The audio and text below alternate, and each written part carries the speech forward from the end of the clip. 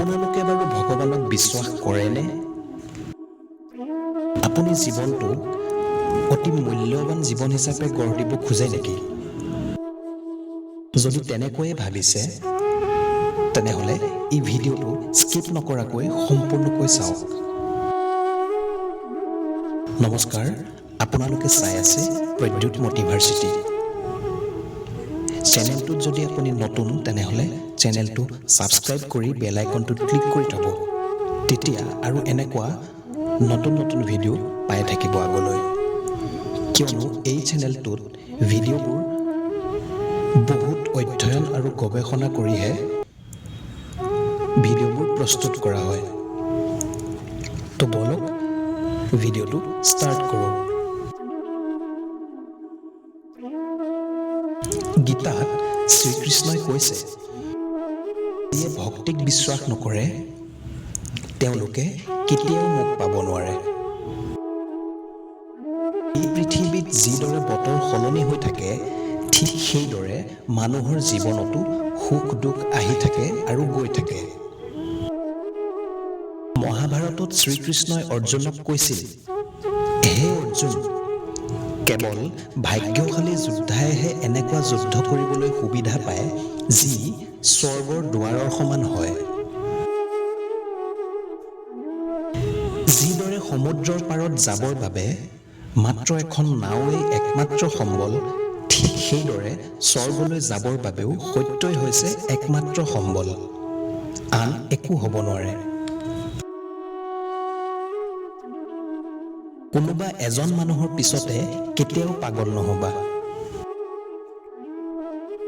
বন্ধুসকল, ইতিহাসে কয় যে কালি সুখ আছিল, বিজ্ঞানে কয় কালিলৈ সুখ হ'ব, কিন্তু ধৰ্মই কয় যদি মন সত্য আৰু পৰিষ্কাৰ হৈ থাকে তেন্তে সুখ সদায় হ'ব।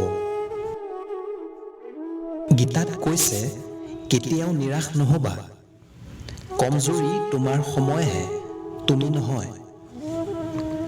মোৰ, তোৰ, সৰু ডাঙৰ, আপোন পৰ এইবোৰ মনৰ পৰা উলিয়াই দিয়া, চাবা সকলো তোমাৰ আৰু তুমিও সকলোৰে। যদি আপোনাৰ লগত ধন টকা পইচা এগালমান গোট খাই যায়, তেন্তে তাক পালি ৰখাটো এক শত্ৰুৰ সমান হৈ পৰে। তাক এৰি দিয়াটো কঠিন হৈ পৰে। যিমানেই ক'বা সিমানেই ফচিবা। সেইকাৰণে যিমান পাৰিবা কমকৈ ক'বলৈ শিকা। ভৰসা ৰাখক, ভগৱানে সকলোকে শুনে। এই সংসাৰত, এই পৃথিৱীত যিয়ে গীতাৰ অলপ হ'লেও অধ্যয়ন কৰিছে, তেওঁ এই সংসাৰ বন্ধনৰ পৰা মুক্ত হৈ আধ্যাত্মিকতাৰ আনন্দৰ অধিকাৰী হৈ যায়। মহাভাৰতত শ্ৰীকৃষ্ণই কৈছিল অৰ্জুনক, যিয়ে মনটোক নিয়ন্ত্ৰণ কৰিব নোৱাৰে তেওঁৰ কাৰণে ই শত্ৰুৰ সমান কাৰ্য কৰে। সেইকাৰণে বন্ধুসকল, আমাৰ মনটোৱেই সকলো। মনটোক যিমান কণ্ট্ৰল কৰিব সিমানেই ভাল হ'ব। ভগৱানে তেতিয়াও আপোনাৰ প্ৰাৰ্থনা শুনে যেতিয়া আপোনাৰ লগত কোনো শব্দ নাথাকে। মানুহৰ মনটোৱেই কাৰোবাৰ শত্ৰু বা মিত্ৰ হয়। গীতাত ভগৱান শ্ৰীকৃষ্ণই কৈছে যে কেতিয়াও নিবিচাৰিবা, কিয়নো যিয়ে তোমাক জীৱন দিছে তেওঁ তোমাতকৈ বেছি বুজি পায়। ধন্যবাদ বন্ধুসকল। যদি কথাকেইটা ভাল লাগিলে, আপোনালোকৰ কিবা যদি শিকিব পাৰিছে, তেন্তে ভিডিঅ'টো লাইক কৰিব আৰু আপোনাৰ মনৰ ভাৱ কমেণ্ট কৰি জনাব।